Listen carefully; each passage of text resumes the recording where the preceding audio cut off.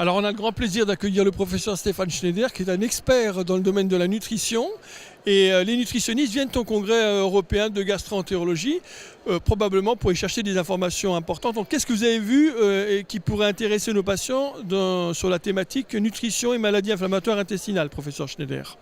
On a eu une très belle intervention d'un collègue suisse, le professeur Rogler de Zurich, qui a fait un peu le point sur le sujet.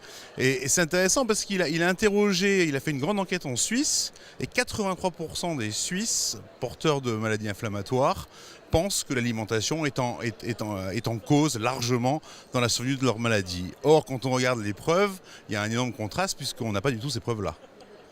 Donc il y a une différence entre ce que pensent les patients et finalement les preuves. Alors quel message pour les patients, qu'est-ce qu'il faut conseiller?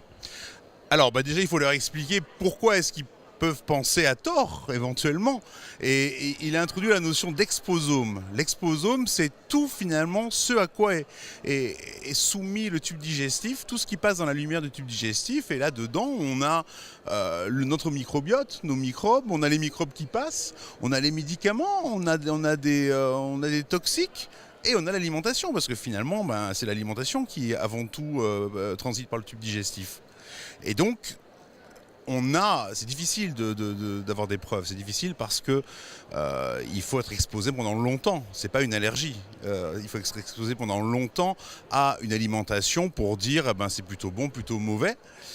Et finalement, aujourd'hui, donc on a pas mal d'études qui disent oui, ça semble être favorable de consommer plus de fibres, de consommer moins de sucreries. Et ça a été bien montré en particulier pour la rectocolite, pas trop pour le Crohn.